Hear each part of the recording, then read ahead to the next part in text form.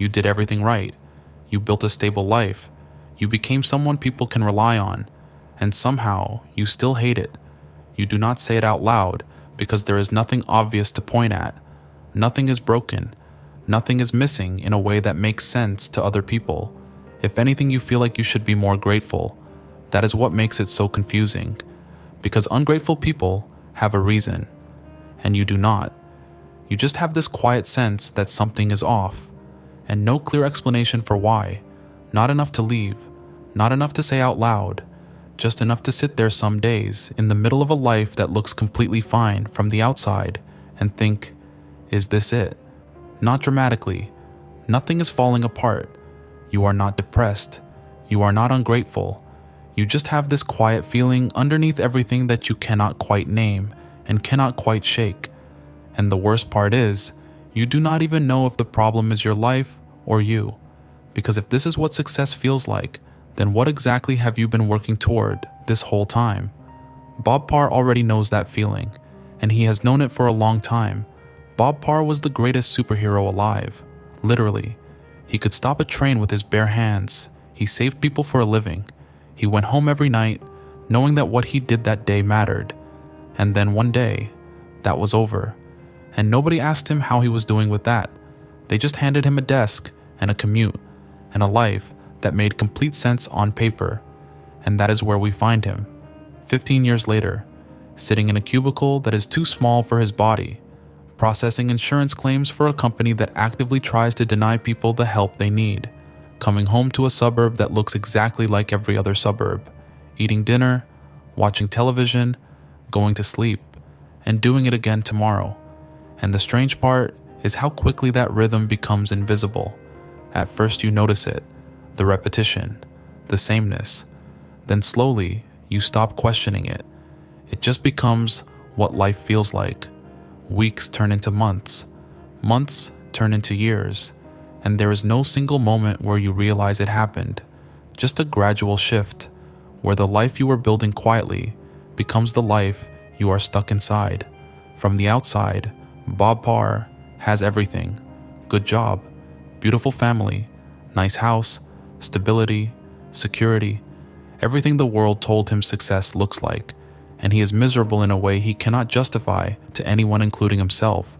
Here is what nobody talks about when they talk about building a stable life. The stability can become the prison.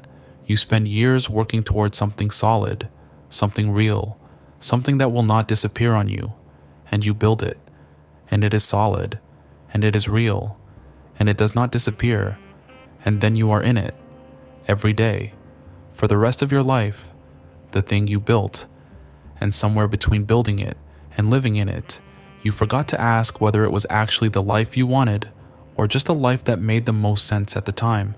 Psychologists call this the arrival fallacy, the gap between how happy you thought you would be when you got the thing and how you actually feel once you have it.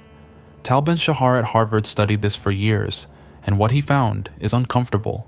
We are genuinely terrible at predicting what will make us happy long term. We overestimate the impact of achieving things and underestimate how quickly the brain normalizes any circumstance, no matter how good. The promotion becomes just your job. The house becomes just where you live. The stable life becomes just your life.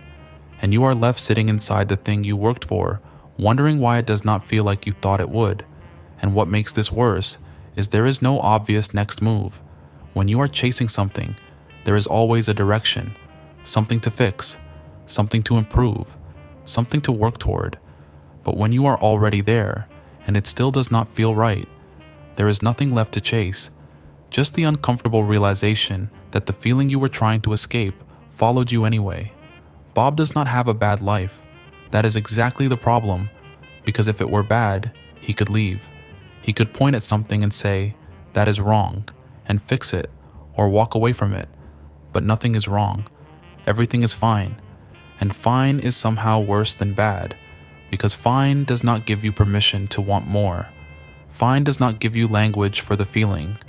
Fine just sits there quietly suffocating you while you smile at dinner and ask how everyone's day was. It does not demand your attention the way pain does. It does not force change. It just keeps you exactly where you are.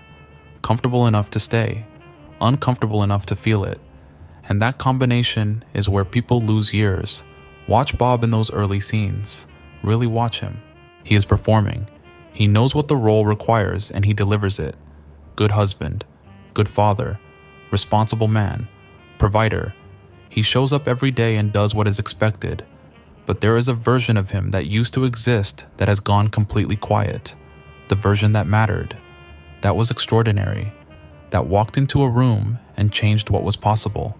That version does not fit in the cubicle, does not fit in the suburb, does not fit in the careful, measured life he built to be someone people could rely on, and he has not figured out what to do with that yet. This is the part that does not get talked about enough, the identity loss, underneath the stability.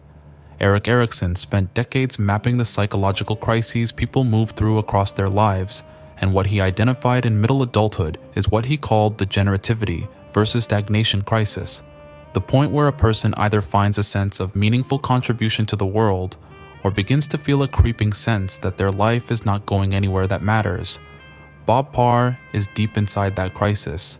He used to know exactly who he was and what he was for.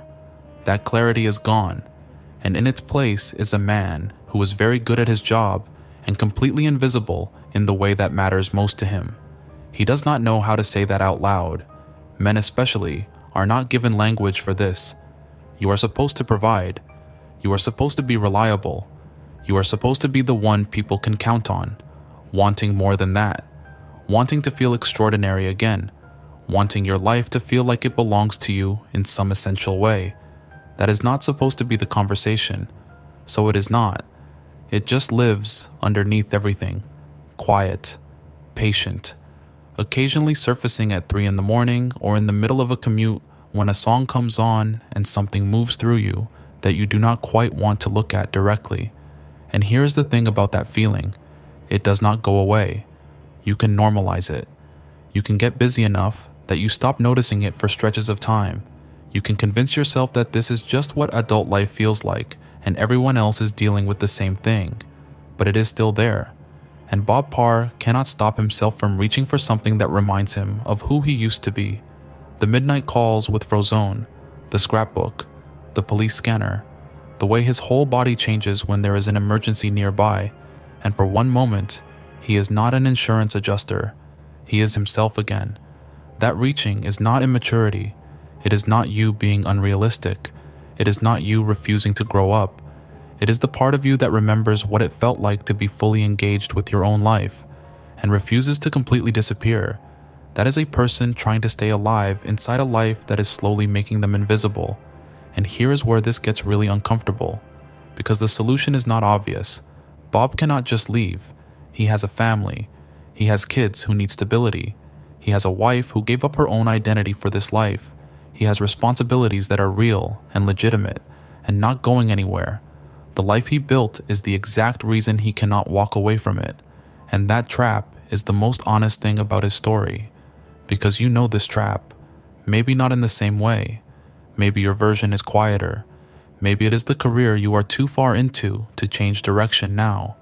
The relationship that is not bad enough to end, but not good enough to feel alive in.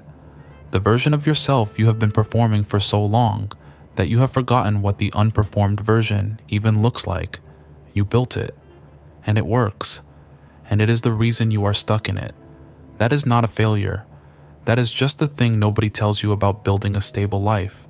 You can do it perfectly, and still end up wondering where you went. The ending of Bob's story is not a neat resolution. He gets to be a superhero again.